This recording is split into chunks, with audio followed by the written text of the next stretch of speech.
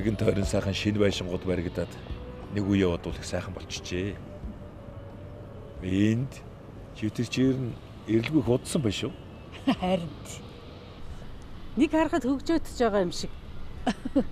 Гэхдээ ер нь тэр зайсангийн тэнд чих өстөө нэг сайхан байрнууд байна. Харин тэд нар их үнэтэй байдаг баг та. Үгүй яах вэ? Нэг үе хоолноос олж бие биенээ алж чих гал байдаг байсан. Тэр үеэ бодвол одоо сайхан болжээ. Бас ч юм ч гэж хөгжижээ шүү.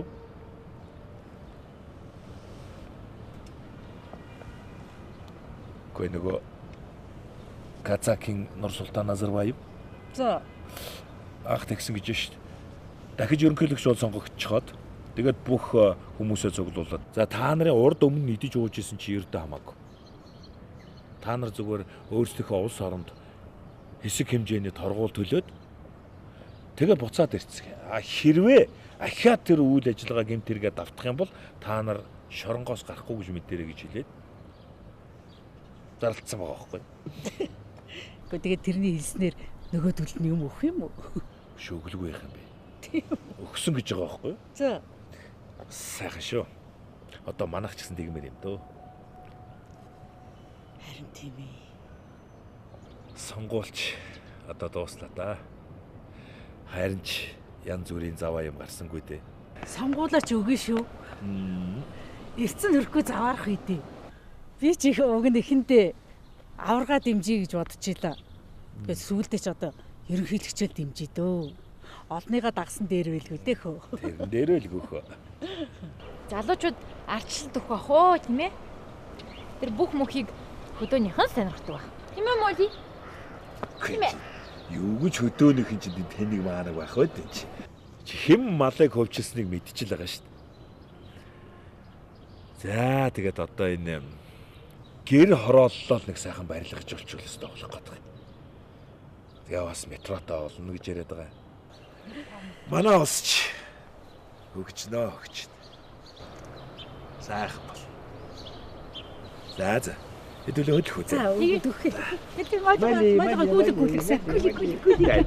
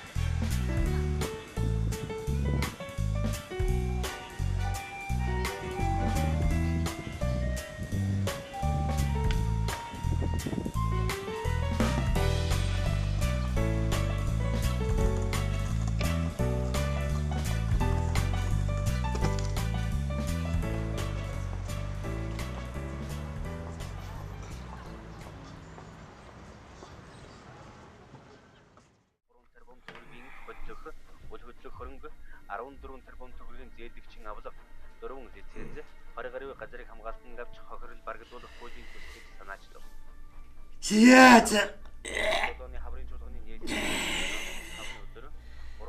Ингээд сонгуул дуусмаа. Сүүлийн тоногч өстө нэг балж тавилаа штэ. Өстө нэг үхтэй хөрмөөгөө тавилаа гэх чиг юм болж байх ч үү. Хин дээр танайхан. Танайхан гэж хин. Бүгдээр л адилхан монголчууд юм байгаа үстэй. Одоо сүүлийн үед тэгэл манайхан танайхан гэлээдэг болчих. Шал дэми юм ярих гэж. Чи гэж нэг тэмцэгч хүн жагсхан толгүй хэд тонлоо. Ашгүй дуусаж нэг санаа амарч ах шиг. Харин ч гайгүй. Сүүлийн хэд хоног гэхээс гайгүй өнгөрлөө шүү дээ. За. Сувга солиод Танайхныг юу ярих нь сонсъё гэж. Хатан зээлийн хоршооны центрт байсан асар хэмжээний барилгын материалыг бол шоронгийн урсгал засварт зориулах нэрээр өөрийнхөө амбарч гисэн зориулсан байх магадaltaй байгаа. Ийм олон жилийн тэмцээлд хадгалан зээлийн хоршооны хохирогчдын дунд энэ оны эхэнд хийсэн судалгаа нь 700 гаруй хүн буюу нийт хохирогчдын дөнгөж 8 хүрэхгүй хувь хамрагдахад 58 хохирогч нас барсан, 228 хохирогч эрүүл мэндээр хохирсон, 79 гэрүүл салсан, 420 хохирогч орон гэргүй болсон, 598 хохирогч үр зээлэнд баригдсан, 225 хохирогч гадаадд ажиллаж амьдардаг үр хүүхдийнхээ мөнгийг алдаж сэтгэл санааны гүн хямралд орсон. 208 хохирогч хүүхдээ сургах боломжгүй болж хүүхдээ сургуулиас завсардуулсан гэсэн тоо гарчээ. Тэгвэл шүүхээр тогтоогдсон гэх нийт хохирогч 8300-ыг Улсын хурлын даргын 2006 оны 99 тоотой захирамжаар байгуулагдсан ажлын эсхийн дүгнэлтэнд дурдаснаар 9300 хохирогч тэдний арга гэр аав ээж ах дүү нар жирийн зээлдэгч нарыг оролцуулбал гадгаламж зээлийн хоршоодын дампуурал гэх хэргийн улмаас 100 мянга илүү хүн мөнгө хөрөнгөөрөө болон сэтгэл санаагаар хохирсон, хэлмэгдэж ялагдсан болж байна. Энэ хүмүүсийг ард түмэн гэж нэрлэж болох уу? Энэ хүмүүс огт улс төр сонирхдаггүй зүгээр л хуруу хумсаа хуглаж ойж олсон мөнгө алдсан жирийн үгичүүд. Энэ иргэдийн дээш битсэн өргөдөл, шаардах бичиг, хэвлийн хурал гээд заасан хайрцаг дүүрэн юм би. Эдгээр улс төрчид биш, эдгээр улс төрчдийн л хохирогчд.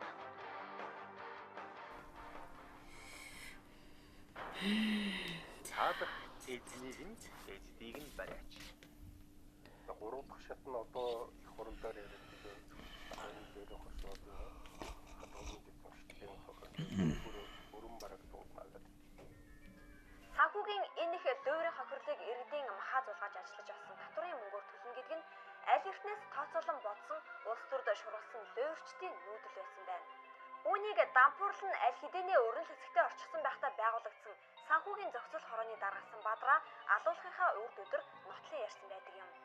Хадгалан зээлийн хоршоо дээр эдгээр үүссэн нөхцөл байдал одоо энд бол төр ямарваа нэгэн санхүүгийн хариуцлага хүлээнэ гэдэг бол ойлголт байхгүй гэдэг гişүүд бол маш хатуу анхаарах хэрэгтэй. Дахиад л нөгөө үлийг уулсан бид хөрөнгөийг нь зараад төсвөө алдагдaltaгүй болгоно үгүй ярьж байна. Одоогоос 7 жилийн өмнө буюу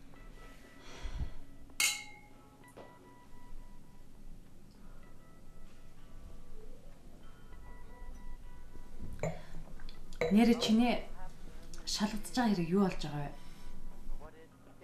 Тэр яах вэ? Би ямар хэрэг хийсэн биш үү? Учир нь олдох үз. Амьдрал гэдэг чинь үргэлжлэлтэйгээрээ л үргэлжлэдэг шүү дээ. Тэр ч тийм л ах л та. Гэхдээ би нэг л айгаад байна. Ажил хийхгүй ингээл зүгээр агаад ах чинь. Ажил хийсэнс та 7 дор байд юм биш үү? Өста балаа юм бэ. Гэхдээ чамд санаа зовоодах юм. Би яах ч вэ? Одоо ингээд наадан болно. Тэгээ 9 сар болтол. Юу ч өөрчлөгдөхгүй. Үгүй нэр наадан өнгөрөхөр нөгөө бараагаа аваад чи ингээд ажилд орно шүү дээ цөмөрөө. Харин тийм ээ хурдан тэх юмсан. Би чамайг ингээд ажид байх нь чи энэ усны гудамж гээд тэгээ энэ орчиндөө бүр тасцсан юм. Тэглгүй яах юм. Тассан газрын даав зөөлөн гэдэг үс. Олон жил болсон тий. Тий. Тэгээ би ингэж бодож байгаа юм л да. Одоо энэ байрандаа ч юм уу эсвэл ядгийн томсгоод тэгээ 3-4 өрөө болгоод байр авъя. Тэгээд хамтдаа байвал яасан.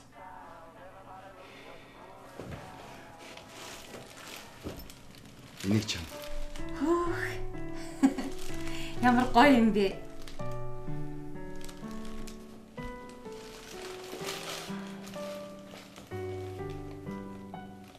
Бас энийг Юу вэ?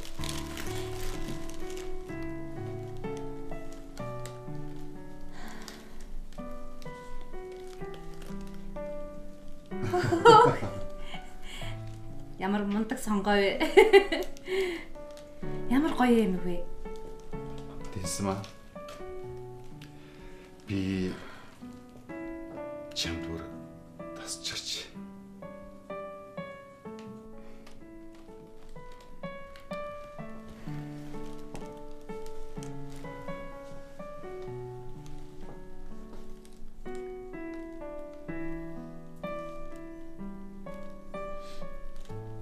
Яаж ингэж гоё сонгож авсан юм бэ? Өстой гоё юм юм аа.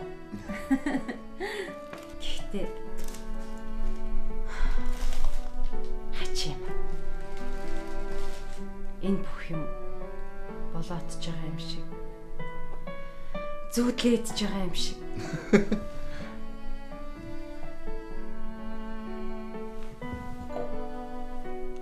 За, амжилт.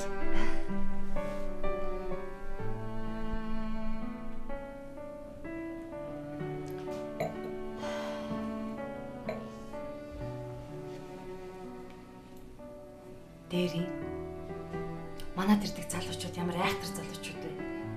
Хамаг юм ин онгочод уушиг зүрх бүр амар хархан төгсөн шин. Тэгээд тэр ээж нь өвцөн үний юм уу? Үнэн. Би очсон шүү дээ.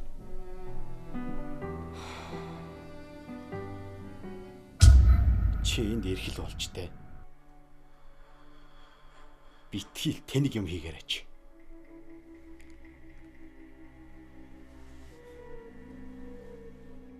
Хүрлээ энд мөнгө нуудаг гэлөө. Юу гинэ?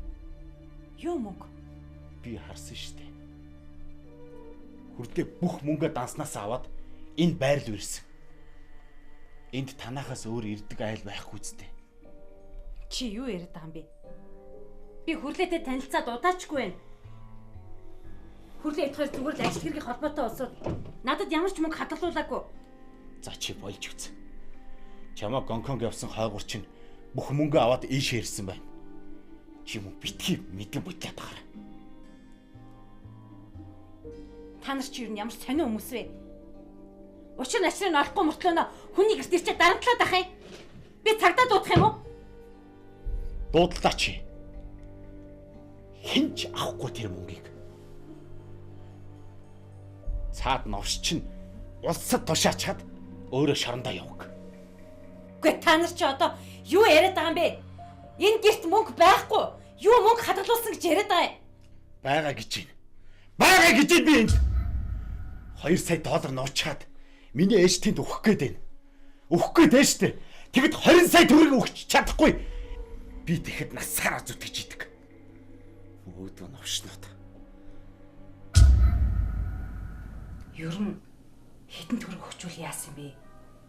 Дараа нь айгуул гай олно. Би мөнгө өгсөн шүү дээ. Гэхдээ тэр хүмүүс чинь надаас илүү их мөнгөтэй хүмүүс. Надаас нүүр буруулж байгаа. Новшнууд. Гэтэл амар хүмүүс байлээ шүү. Юу ч хийхээс буцахгүй. Болгоомжтой байсан дээр баха. Амьдрал хэцүү шүү дээ. Нэг юм болохоор нөгөөх нь болохоо байж. Ажлаасаа гараад өөр юм хийхэд юу хийх юм бэ? Бүгд л амаа бодорой гэдэг цаг болж тээ. Нэг бол хоёлаа хөдөө гарч амьдрах уу? Хөдөө ч одоо төсвийн мөнгө бүгд л тэнд төвлөрдөг болсон шүү дээ. Хөдөөчтэй. Хөдөө гиснээс манай энэ доохон талд гайгүй хашаатай нэг айл гэдэг чинь газар нь ч гэсэн тайчгүй. Харин тэднийх газар зарах болов. Нэр боломжийн газар харагдсан шүү. Хэрвээ зарвал авчих юмсан тий. Харин тий. Тэгээд нэг сайхан байшин бариад. Элизэний эзний олж байл гэдэг зүйл. Гүү хаа. Энэ чинь төв газар шүү дээ. Аваагүй болов гэж бодоод байна л та. Тэдний нэг нөхөр нь байнга л халамцуу явж идэв. Чи явж ирсэн ороод уулзах те. Хэрвээ зарахаар бол авчих л тааж. Тэхүү. Тий. гэсэн чинь нэр одоо юу гэж чинь газраа чинь хамаагүй хөө болцсон бицтэй. Юу гэж байгаа? Газар болохоо болцсон гэсэн шүү дээ нэрээ. Юу гэж байгаа? Хотын захиргаал мэдсэн шүү дээ. Энэ Батүлч одоо гэр хорооллыг чинь бүгдийг хаус болгоно гэдэл гарч ирэх хэвчээ. Нэрээ тийш дээ. Ямар ч байсан чи асуугаад өчиг нь болгох заяа. Хэрвээ зархаар болох юм бол хөөцөлтий болохгүй нь болгоно шүү дээ хөө.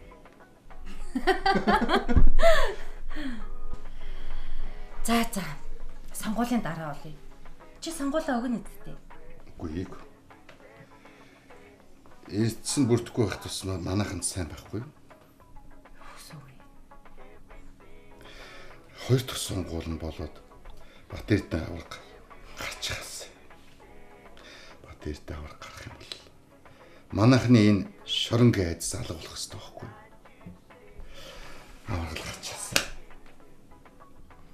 Би тэгээд авраг тухайлж гинөө. Чи өөрөө л мэдлээ. Ганц хүний ч гэсэн санал хэрэгтэй шүү дээ. Ер нь тэгээд чи бидний амьдралд ч хэрэгтэй. Ер нь аль ашигтайд нь л өгөх хэрэгтэй үсттэй тийм ээ.